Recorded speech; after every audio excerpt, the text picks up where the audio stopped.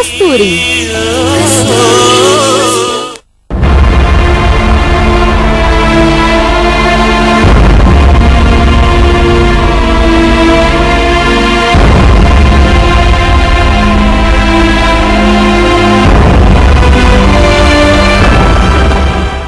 ராம், கொஞ்சம் வெளியே வாப்பா. உன்னை பார்க்க உங்க அம்மா வந்திருக்காங்க.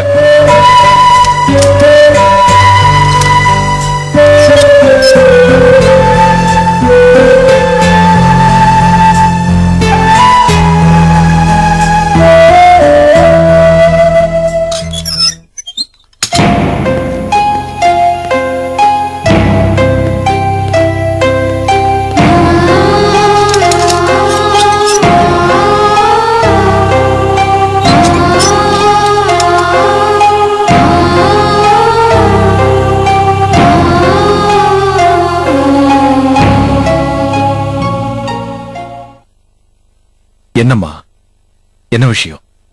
உனக்கு நல்ல காலம் பிறந்துருச்சுப்பா. உன்னை எப்படியாவது வெளியில கொண்டு வந்துருவேன்னு சொன்னேன். நான் சொன்னப்ப நீ நம்ப மாட்டேன்னு. ஆனா இப்போ உன்னை வெளியில கொண்டு வர பெரிய வக்கீலோட வந்திருக்கேன். அம்மா, நீ முன்னாடி வேலை பார்த்தியே, உன்னோட முதலாளி சோமசுந்தர ஐயாதான் இப்போ உனக்காக அந்த வக்கீல ஏற்பாடு பண்ணிருக்காரு.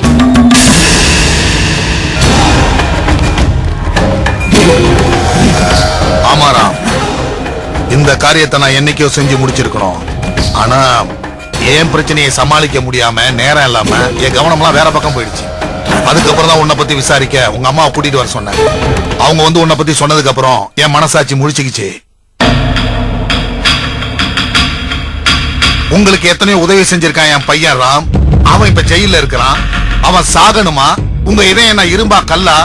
அவனுக்கு நீங்க உதவி செய்ய மாட்டீங்களான்னு உங்க அம்மா என்ன பார்த்து கேட்டோன்னே என் மனசு அப்படி உருகிடுச்சு.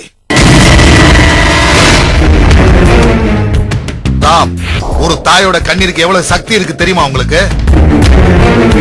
அவங்க அப்படி கேட்ட அந்த நிமிஷமே உங்களை எப்படியா வெளியில கொண்டு வந்து காட்டணும்னு என் மனசுக்குள்ள ஒரு வைராக்கியமே ஏற்பட்டு போச்சு. உடனே ஒரு வக்கீலை தேடி போனேன். இதோ புடிச்சிட்டேனே இவர. பேரு சக்தி குமார். பெரிய வக்கீல் சொல்ல மாட்டேன், ஆனா உங்க கேஸ்ல ஜெயிச்சு பெரிய வக்கீல் நிரூபிப்பாரு. ஹலோ, உங்களை பார்த்தா எனக்கு பரிதாபமா இருக்கு. எந்த நம்பிக்கையில சார் இந்த கேஸை எடுத்தீங்க? என் மேல இருக்கிற நம்பிக்கையில சார், நான் என்னோட மனைவி ரேகாவை இதோ இந்த கையாலேயே கொலை பண்ணேன் சார். அப்கோர்ஸ் இருக்கட்டுமே, அதுக்கு என்ன இப்போ? சார், இந்த கொலையை நீங்க செஞ்சீங்க, ஆனா நேர்ல யார் பார்த்தாங்க? ஐ மீன் ஐ விட்னஸ் யாரு? சார், இந்த கேஸ நான் தலைகீழ புரட்டி படிச்சு பார்த்துட்டேன். இந்த கேஸ்ல உங்களுக்கு இருக்கிற சாதகமான விஷயமே ஐ விட்னஸ். அதாவது கொலைய நேர்ல பார்த்த சாட்சி யாருமே கிடையாது. சார், நான் தான் கொன்னேன்னு வாக்கு மூலமே கொடுத்திருக்கேன். சார், போலீஸ் என்ன அடிச்சாங்க, உதைச்சாங்க, சித்திரவதை செஞ்சாங்க. அதனால தான் இப்படி சொன்னேன்னு நீங்க சொல்றதுக்கு எவ்வளவு நேரம் ஆகும்? சார், உங்க மனநலம் சரியில்லை. உங்க புத்தி பிசகி போய் செய்யாத ஒரு காரியத்தை செஞ்சேன்னு நீங்க சொன்னீங்க.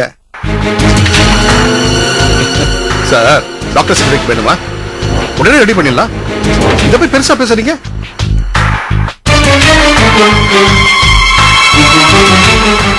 சார், இந்த கேஸை என்னால எப்படி வேணாலும் தசை திருப்ப முடியும். என்னோட வாத திறமைய நீங்க கோர்ட்ல பார்க்க தான் போறீங்க. அப்போ கோர்ட்ல போய் சொல்ல போறீங்களா? சார், எந்த வக்கீலும் பகவத்கீதை மேல சத்தியம் பண்றதில்ல. எங்க கடமை எங்க கிளையண்ட காப்பாத்த வேண்டியது. உங்களை காப்பாத்த நான் எந்த எல்லைக்கு வேணாலும் போவேன். நோ நோ, இதுக்கு நான் சம்மதிக்க மாட்டேன். எனக்கு தண்டனை வேணும்.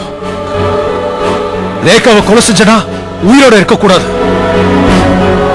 அதுக்கான தண்டனையை நான் அனுபவிச்சே தீரணும். சாக விடுங்க சார், பிளீஸ். என்ன நிம்மதியா சாக விடுங்க.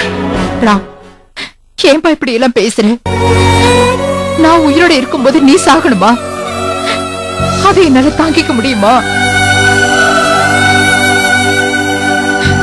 உலகத்திலே கொடுமையானது புத்திர சோகம்.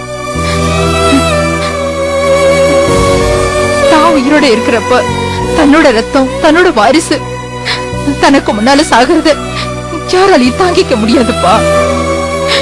எனக்கு அந்த புத்திர சோகத்தை தந்துராதப்பா. தந்துராத.